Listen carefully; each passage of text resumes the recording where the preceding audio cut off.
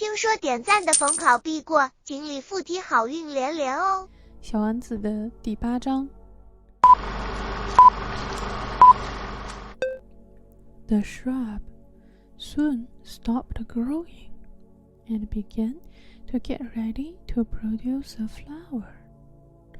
The little prince, who was present at the first appearance of a huge bud, felt at once that some sort of miraculous apparition must emerge from it. But the flower was not satisfied to complete the preparations for her beauty in shelter of her green chamber. She chose her colors with the greatest care.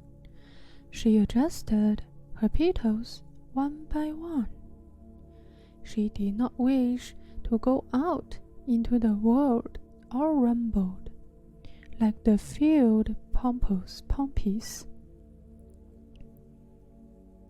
It was only in the full radiance of her beauty that she wished to appear.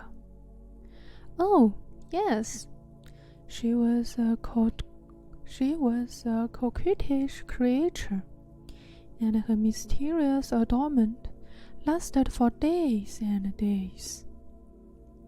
Then, one morning, exactly at sunrise, she suddenly showed herself, and, after working with all this painstaking precision, she yawned and said, "Ah, I'm scarcely awake. I beg that you will excuse me. My petals are still all disarranged." But the little prince could not restrain his admiration. "Oh, how beautiful you are! Am I not?" the flower responded sweetly. "And I was born at the same moment as the sun."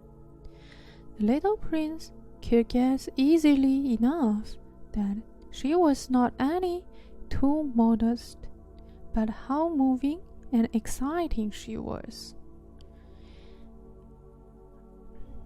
"I think it's time for breakfast," she added an instant later.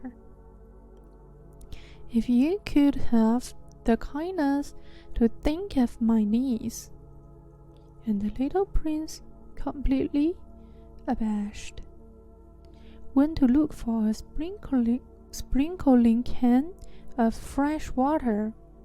So he tended the flower. So, too, she began very quickly to torment him with his vanity, which was, if the truth be known, a little difficult to deal with. One day, for instance, when she was speaking of her 4 thorns, she said to the little prince, "Let the tigers come with their claws." "There are no tigers on my planet," the little prince added. "And anyway, tigers do not eat weeds. "I'm not a weed," the flower replied sweetly. "Please excuse me. I'm not at all afraid of tigers," she went on, "but I have a horror of drafts. I suppose you wouldn't have a screen for me." "A horror of drafts?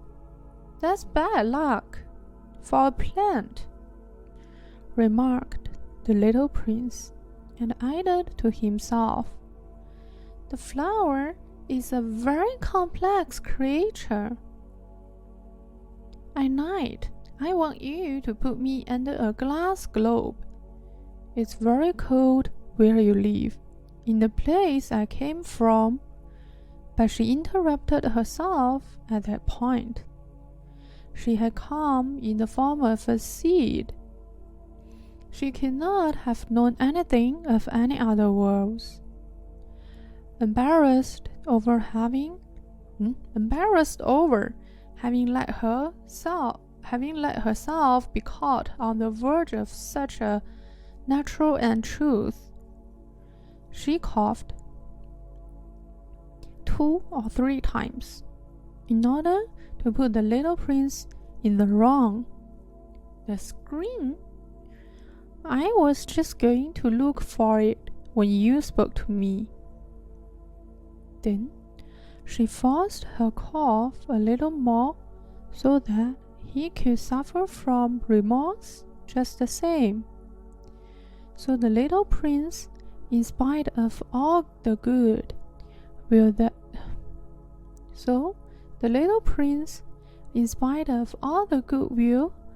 was inseparable from his love, had soon come to doubt her. He had taken seriously words which were without importance, and it made him very unhappy. I ought not to have listened to her, he confided to me one day. One never ought to listen to the flowers. One should simply look at them and breathe their fragrance. Mine perfumed all my planet, but I did not know how to take pleasure in all her grace. This tale of claws, which disturbed me so much, should only have filled my heart with tenderness and pity. And he continued his confidence. The fact is that I didn't know how to understand anything. I ought to have judged by this, and not by words. She cast her fragrance and her radiance over me. I ought never to have run away from her. I ought to have guessed all the affection that lay behind her poor little statement. Flowers are so inconsistent, but I was too young to know how to love her. 好啦，以上就是今天小王子的第8章。